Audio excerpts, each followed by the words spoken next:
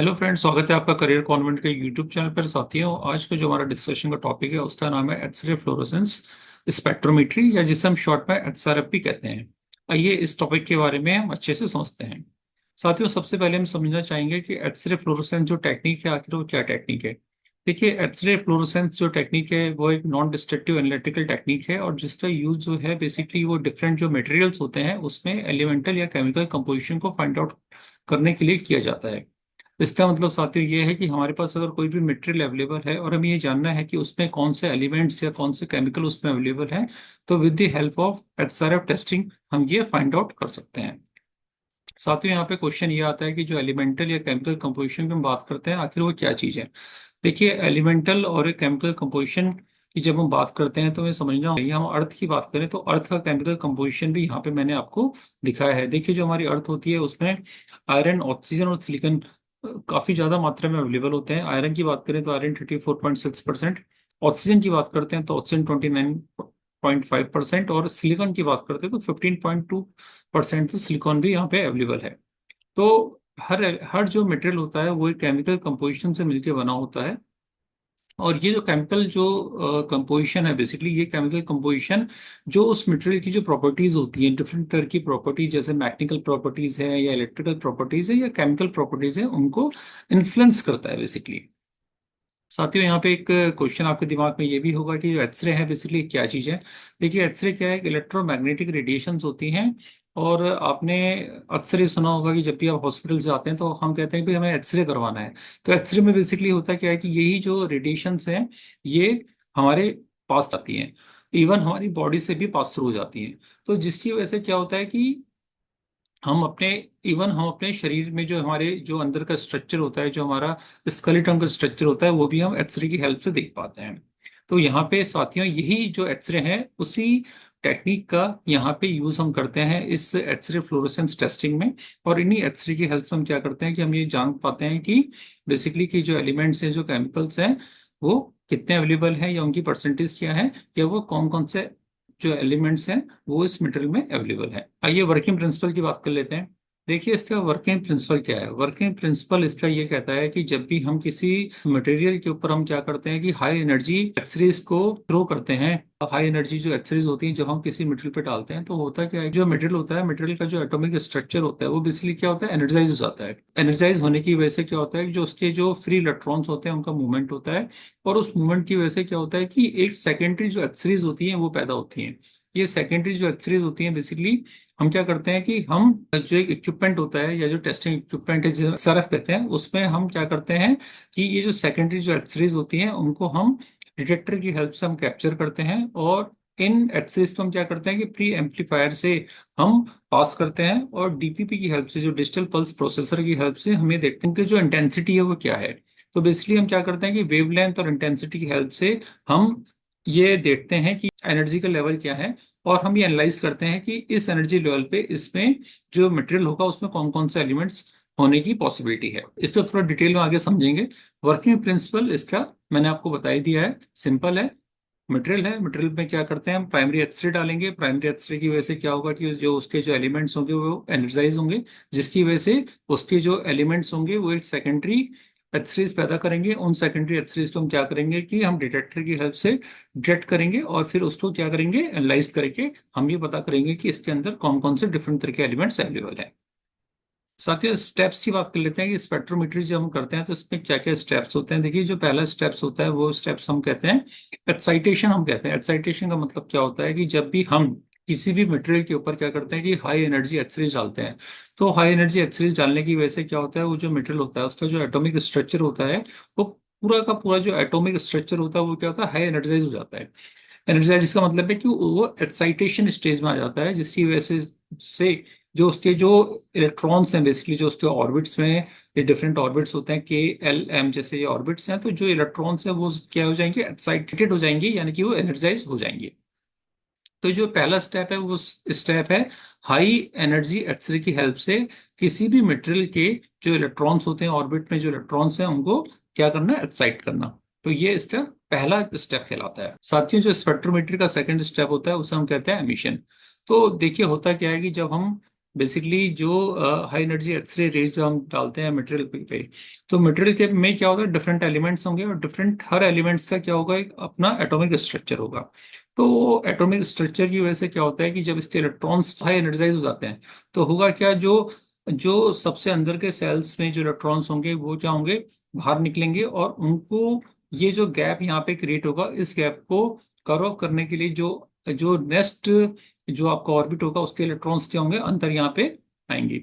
तो जो इनका मूवमेंट होता है, इन इलेक्ट्रॉन्स का जो मूवमेंट होगा सेकंड से लोअर सेल की तरफ, या जो आपका जो सबसे आउटर ऑर्बिट है उससे अंदर की तरफ, तो जब इनका मूवमेंट होता है, जब इनकी जो जब ये मूवमेंट करते हैं अंदर की तरफ, तो क्या होते हैं, ये एक्सरे को एमिट करते हैं, और यही एक्सरे बाहर निकलती है, जिसे हम सेकेंडरी एक्सरे कहते हैं। साथ ही जो थर्ड स्टेप है, थर्ड स्टेप बात करता है डिटेक्शन की। तो देखिए, फर्स्ट स्टेप और सेकंड स्टेप में हमने समझा कि जब हमने क्या किया कि हाई एनर्जी जो प्राइमरी एक्सरे जो रेज है उसको मटेरियल के ऊपर डाला, मटेरियल के ऊपर डालने की वजह से उसके जो डिफरेंट एलिमेंट्स हैं मटेरियल के अंदर वो एनर्जाइज हुए, एनर्जाइज की वजह से उसके जो डिफरेंट एलिमेंट्स के जो एटॉमिक स्ट्रक्चर है वो क्या होता है, उसमें जो इलेक्ट्रॉन्स है वो इलेक्ट्रॉन मूवमेंट करते हैं, और इलेक्ट्रॉन मूवमेंट्स की वजह से क्या होगा कि सेकेंडरी रेज आपकी पैदा होंगी, और सेकेंडरी रेज को हम क्या करेंगे, डिटेक्टर की हेल्प से हम डिटेक्ट करेंगे, और उसके बाद क्या करेंगे, इन की जो इम्पल्सन है, इनका जो वेवलेंथ है, उनको एनालाइज करके हम ये हम फाइंड आउट करेंगे कि कौन कौन से एलिमेंट्स इसके अंदर अवेलेबल है। साथ ही जो चौथा स्टेप है और सबसे सबसे लास्ट स्टेप है, उसे हम क्वांटिफिकेशन कहते हैं। क्वांटिफिकेशन बेसिकली क्या है, क्वांटिफिकेशन का मतलब ये है कि हमने अब करना क्या है कि जब हमें डिफरेंट वेवलेंथ और हमें क्या होता है इंटेंसिटी मिल जाती है, तो उन इंटेंसिटी को हम क्या करते हैं, रीड करते हैं, उन्हें एनालाइज करते हैं, और एनालाइज करके हम ये पता लगाते हैं कि इसके अंदर, इस मटेरियल के अंदर कौन कौन से एलिमेंट्स अवेलेबल हैं। साथियों, यहाँ पे दो तरह की टेस्टिंग की बात होती है। यहाँ पे क्वालिटेटिव टेस्टिंग और क्वांटिटेटिव एनालिसिस की बात होती है। देखिए, क्वालिटेटिव एनालिसिस क्या करता है, क्वालिटेटिव एनालिसिस में हम केवल ये पता कर पाएंगे कि उस मटेरियल के अंदर कौन कौन से एलिमेंट्स अवेलेबल हैं, जबकि क्वांटिटेटिव एनालिसिस में हम ये भी पता करते हैं कि उनका अमाउंट क्या है। अमाउंट का मतलब क्या है कि उनकी परसेंटेज क्या है, वो किस परसेंट में उस मटेरियल के अंदर अवेलेबल है। तो ये इस तरह से हम क्या करते हैं कि क्वांटिफिकेशन की हमसे हम फाइनली ये कंक्लूड करते हैं कि किसी भी मटेरियल के अंदर कौन कौन से एलिमेंट्स अवेलेबल हैं। देखिए, स्पेक्ट्रोमीटर के टाइप्स की बात कर लेते हैं। तो मार्केट में जनरली दो तरह के स्पेक्ट्रोमीटर अवेलेबल हैं। पहला जो स्पेक्ट्रोमीटर होता है वो कुछ इस तरह का एक इक्विपमेंट होता है। इसे हम क्या कहते हैं, इसे हम वेवलेंथ डिस्पर्सिव एचआरएफ या डब्ल्यूडी एचआरएफ कहते हैं। उसकी जो वेवलेंथ होती है, वेवलेंथ के बेस पे हम ये फाइंड आउट करते हैं कि कौन कौन से एलिमेंट्स अवेलेबल हैं। ये एक हाईली एक्यूरेट और प्रिसाइज इक्विपमेंट होता है, और जनरली जो लेबोरेटरीज होती हैं वहाँ पे इस तरह के इक्विपमेंट का यूज किया जाता है, और इसमें जो एनालिसिस में थोड़ा टाइम भी ज़्यादा लगता है, लेकिन ये हाईली प्रिसाइज है और हाईली एक्यूरेट है। तो ज़्यादातर जितनी भी बड़ी लेबोरेटरीज होंगी वहाँ पे आपको डब्ल्यूटी एचआरएफ ही देखने के लिए। मार्केट में कुछ इस तरह के हैंडी एचआरएफ भी अवेलेबल होते हैं जो एनर्जी डिस्पर्सिव एचआरएफ कहलाते हैं।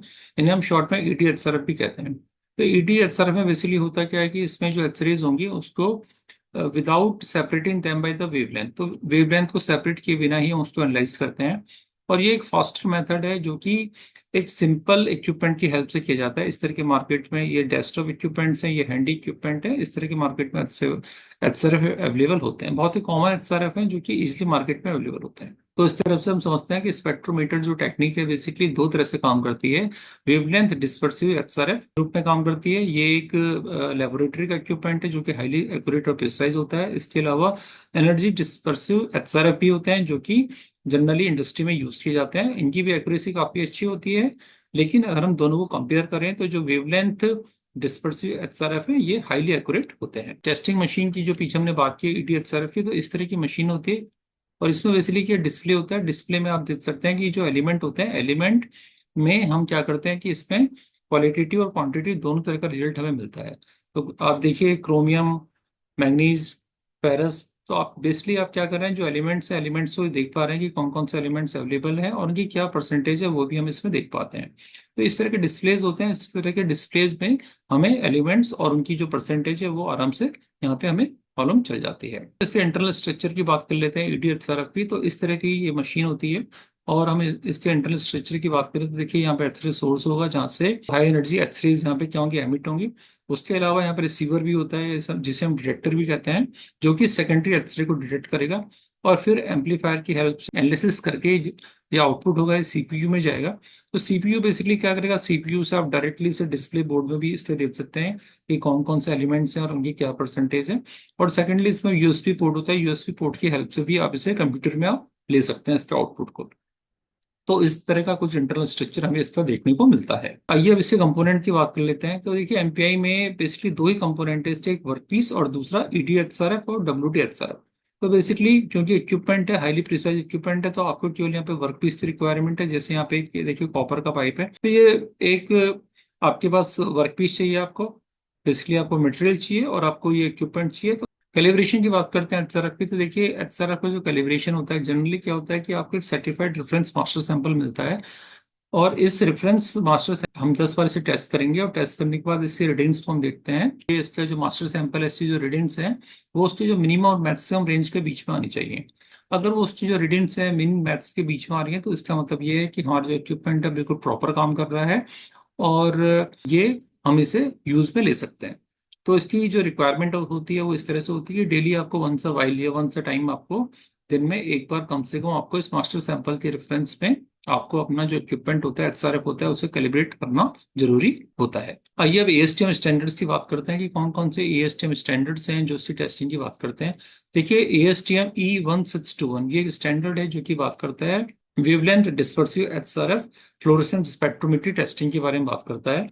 इसी प्रकार एक दूसरा स्टैंडर्ड है एएसटीएम E2926 जो कि बात करता है ईडीएचआरएफ की टेस्टिंग के बारे में बात करता है। एक अदर एएसटीएम स्टैंडर्ड की बात कर लेते हैं जो कि एएसटीएम E322 है, जो कि बेसिकली गोल्ड में की बात करता है। गोल्ड ओर्स में अगर आपकी गोल्ड को आपको आइडेंटिफाई करना है, उसको एनालिसिस करना है, तो ये एएसटीएम वहां पे काम करता है। एएसटीएम E1085 की बात करते हैं, तो एएसटीएम E1085 बेसिकली लो एलॉय स्टील के टेस्टिंग की बात करता है। तो इस तरह से एक अनदर एएसटीएम E539 की बात करेंगे, तो ये जो बात करता है ये बेसिकली आयरन और उसके अंदर जो उसके 12 एलिमेंट्स होते हैं उससे टेस्टिंग की बात करता है। तो इस तरह से हम देखते हैं कि आपको डिजायर्ड रिजल्ट्स होते हैं वो एएसटीएम के स्टैंडर्ड्स को फॉलो करते हुए आपको मिल जाते हैं।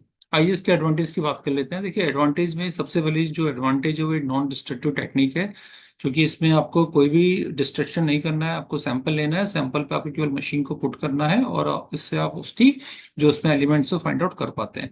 क्विक एनालिसिस है, बहुत जल्दी आप विद इन सेकेंड आपको रियल टाइम बेसिस पे आप एलिमेंट्स को फाइंड आउट कर सकते हैं। ब्रॉड एलिमेंटल रेंज है, काफी बड़ी एलिमेंटल रेंज कवर होती है, मैग्नीशियम से लेकर यूरेनियम तक की एलिमेंटल रेंज इसमें कवर होती है, जो कि आप एक्सआरएफ मशीन से आप चेक कर सकते हैं। और मिनिमम सैंपल प्रिपरेशन की रिक्वायरमेंट है, यानी कि आपको इसमें सैंपल प्रिपरेशन की रिक्वायरमेंट लगभग ना के बराबर है। आपको किसी भी तरह की सैंपल प्रिपरेशन की रिक्वायरमेंट नहीं होती है। देखिए यहाँ पे मैंने ब्रॉड एलिमेंटल रेंज की बात की है, तो मैग्नीशियम से लेकर यूरेनियम को ये एलिमेंट्स को कवर करता है। अगर हम देखते हैं पीरियोडिक टेबल पे, तो जो मैग्नीशियम का जो एटॉमिक नंबर होता है 12 होता है, और यूरेनियम का जो एटॉमिक नंबर है 92 होता है। तो इसका मतलब ये है कि जो एचआरएफ टेस्टिंग है ये 12 से लेकर एटॉमिक नंबर 12 से लेकर 92 तक, इट मीन्स मैग्नीशियम से लेकर यूरेनियम तक के जो भी एलिमेंट्स बीच में आते हैं सारे एलिमेंट्स को चेक करने में सक्षम है। तो काफी इंपॉर्टेंट ये टेस्टिंग है, काफी इंपॉर्टेंट इक्विपमेंट्स हैं जिसकी हेल्प से हम ये टेस्टिंग कर पाते हैं। लिमिटेशंस की बात कर लेते हैं। देखिए लिमिटेशंस हैं, कुछ डिटेक्शन लिमिट्स हैं। देखिए जो एक्सआरएफ होता है वो जो एलिमेंट्स काफी कम मात्रा में अवेलेबल है, जिनकी कंसंट्रेशन काफी लो है, उनको ट्रेस करने में इफेक्टिव नहीं है। जैसे हम कार्बन की बात करते हैं, कार्बन क्या होता है, बहुत ही कम होता है, वो लेस देन 1% होता है, तो उसे एक्सआरएफ डिटेक्ट नहीं कर पाता। सैंपल साइज की बात करते हैं। सैंपल साइज का मतलब यहाँ पे ये है कि जो सैंपल होना चाहिए आपका बड़ा होना चाहिए। बड़े का मतलब ये है कि वो इतना बड़ा होना चाहिए एटलीस्ट कि वो एक्सरेज जब हम उसमें रेज डालें तो उसे वो उसका जो वर्किंग एरिया है वो उन एक्सरेज को एब्जॉर्व कर पाए, और उसके हिसाब से क्या करे कि जो सेकेंडरी एक्सरेज होती है उनको एमिट कर पाए। बहुत छोटे सैंपल्स हम इसमें यूज नहीं कर पाते हैं। लाइट एलिमेंट की बात करते हैं, तो जो काफी हल्के एलिमेंट्स होते हैं वो भी एक्सआरएफ में चेक करने मुश्किल होते हैं। जैसे हम बात करते हैं हाइड्रोजन की, हीलियम की और लिथियम की, तो ये काफी लाइट एलिमेंट है जिसकी वजह से इनका जो एक्सरे एमिशन है काफी ज्यादा कम होता है, और एचआरएफ में हम इस तरह के जो हाइड्रोजन, हीलियम और लिथियम को डिटेक्ट नहीं कर पाते। हम कंक्लूजन की बात करते हैं। देखिए इसका कंक्लूजन ये निकलता है कि जो एक्सरे फ्लोरेसेंस स्पेक्ट्रोमेट्री है ये बहुत इंपॉर्टेंट टेक्निक है, इंस्पेक्शन टेक्निक है, और हाईली इफेक्टिव और हाईली प्रिसाइज टेक्निक है, जिसकी वजह से हम क्या करते हैं कि किसी भी मटेरियल के अंदर उसके एलिमेंटल या केमिकल कंपोजिशन को फाइंड आउट कर पाते हैं और देख पाते हैं कि उसकी क्या परसेंटेज है। मैन्युफैक्चरिंग में काफी ज्यादा यूज की जाती है। इसके अलावा स्पेस साइंस में, एनवायरमेंटल साइंस में काफी ज्यादा इसका यूज होता है। रैपिड, रिलायबल और नॉन डिस्ट्रक्टिव एनालिसिस टेक्निक है। और इसके इतने सारे गुणों की वजह से क्या होता है, क्योंकि इसमें क्वालिटेटिव और क्वांटिटेटिव दोनों तरह के डेटा हम निकाल पाते हैं, ये एक वाइटल रोल प्ले करती है रिसर्च के फील्ड में, क्वालिटी कंट्रोल के फील्ड में, और जो भी अगर एक्सप्लोरेशन जो भी हम करते हैं वहां पे भी ये बहुत इंपॉर्टेंट रोल प्ले करती है। साथियों, आज के इस वीडियो में हमने एचआरएफ टेक्निक के बारे में समझा। हमने समझा कि एचआरएफ जो टेक्निक है, इंस्पेक्शन टेक्निक है, उसको क्या होती है, उसका वर्किंग प्रिंसिपल क्या है, उसके स्टेप्स क्या हैं, उसके कैलिब्रेशन हम कैसे करते हैं, उसकी क्या एडवांटेज है, क्या डिसएडवांटेज है। तो काफी अच्छा, ये एक इंटरेस्टिंग टॉपिक है। आने वाले किसी और वीडियो में हम किसी और नए इंटरेस्टिंग टॉपिक पर अपना डिस्कशन करेंगे। नमस्कार, जय हिंद।